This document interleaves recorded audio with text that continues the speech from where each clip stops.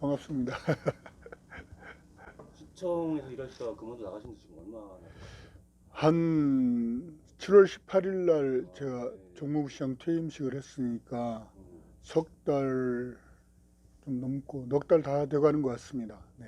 눈코 뜰 새 없이 바쁘게 지냈습니다. 뭐 그동안 우리 실무자들이 그 통계를 빼보니까 제가 한 130여 일 동안 한 700여 곳을 방문하고 거의 뭐 새벽부터 밤늦게까지 그 지역 주민들을 만나러 다녔고요. 지역 주민들을 만나면서 참 많은 소리를 들었습니다. 특히 국민들이 국회를 걱정하고 나라를 걱정하고 제발 좀 싸우지 좋은 얘기가 말라. 많던가요? 쓴소리가 많던가요? 쓴소리가 많죠. 이게 국회가 무슨 이런 국회가 있느냐. 그동안의 최악의 국회다. 이런 말씀들 많이 하셨고요. 또 한편으로는 우리 대덕구에 대한 걱정도 많으셨습니다. 왜냐하면 벌써 인구가 18만이 무너져서 지금 17만 8천 명대이기 때문에 대덕구의 인구 유출이 심각하고 그 원인을 좀 잘 찾아서 오히려 사람이 많이 모이고 잘 사는 대덕구를 만들어 줄 수 있으면 좋겠다 하는 주문들이 많았습니다. 더더군다나 이제 걱정스러운 건 그동안 대덕구에서 유출된 인구의 약 한 20, 30대 중에서 한 46% 정도가 빠져나갔다고 하는 통계가 있기 때문에 젊은이들이 갈수록 줄어들고 있는 이 현상에 대해서 어쨌든 우리 지역에는 우리 대전의 다른 지역과 다르게 좀 대화동 1, 2공단하고 신탄진, 대덕산업단지 3, 4공단이 있습니다. 그래서 이 공단을 그동안에는 애물단지로 보는 시각이 있었습니다. 누구에게나. 예.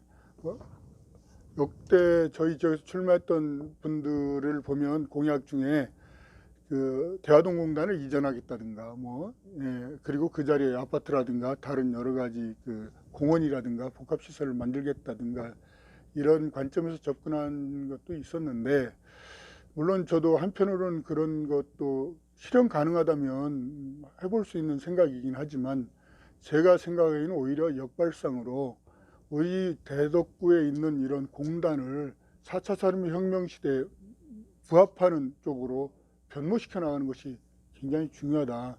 그를 통해서 일자리 창출, 지역경제 활성화 이런 것들을 구현해내는 것이 필요하겠다.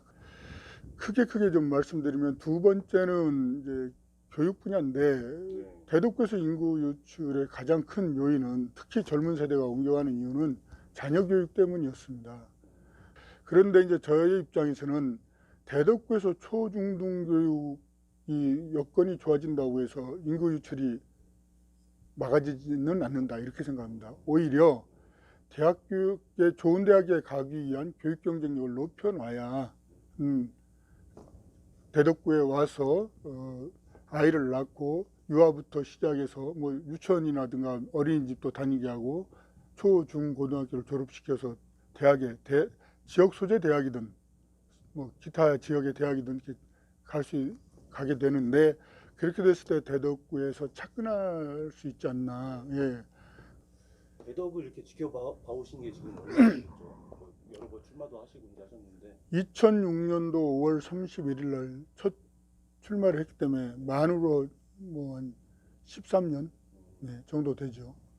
그 10여 년 동안 대덕의 정치가 좀 평가를 부탁드린 겁니다. 정치가 좀 제대로 기능을 해왔다고 평가를 하시는지. 그동안 대덕구는 일당 독주 체제였습니다. 그러나 그런 힘을 갖고 있었으면서도 불구하고 대덕은 거꾸로 가장 낙후된 지역으로 퇴행되었습니다. 가장 중요한 건 문재인 정부 대통령과 그다음에 시장, 구청장 이 한 팀이 돼서 지역 발전에 많은 그 수건 사업들을 해결해 나가고 있는 것이 기존의 그 지난 대통령 선거 이전과 이후 달라진 점이라고 생각하고 있고요. 대덕 구민들이 그런 면에서는 문재인 대통령과 함께 모시고 일했던 또 그다음에 허태정 시장과 시장과 부시장으로서 호흡을 맞췄던 그다음에 박정현 청장으로는 대학교 같은 동기 동창입니다. 그리고 시민사회 운동을 같이 했고 그래서 이런 대통령, 시장, 구청장 그리고 국회의원마저도 우리 당이 된다면 정말 잘 호흡이 맞는 한 팀으로 돼서 우리 대덕구 발전에 큰 어떤 기폭제가 될 수 있고 힘이 될 수 있을 것이라고 대덕 구민들은 판단해 주실 것이라고 저는 믿고 있습니다. 지금 당내에서 민주당 내에서 부장님 말고도 선거를 준비 중인 박준혜 위원장도 계시고 네네. 또 다른 친애들의 도전도 있을 것 같고 경선을 치러서 가야 된다고 보십니까? 아니면 어떤 방식으로 정리가 되는 게 가장 바람직하다고 생각하세요? 어느 것이든 좋다. 경선을 할 수도 있고 안 할 수도 있고 뭐 당에서 정해주는 대로 그거는 갈 겁니다. 당에 그것을 심의하고 결정하는 기구가 있기 때문에 중앙당에서 결정하는 대로 가면 되는데 문제는 그런 과정에서 서로 단합을 해치면 안 된다.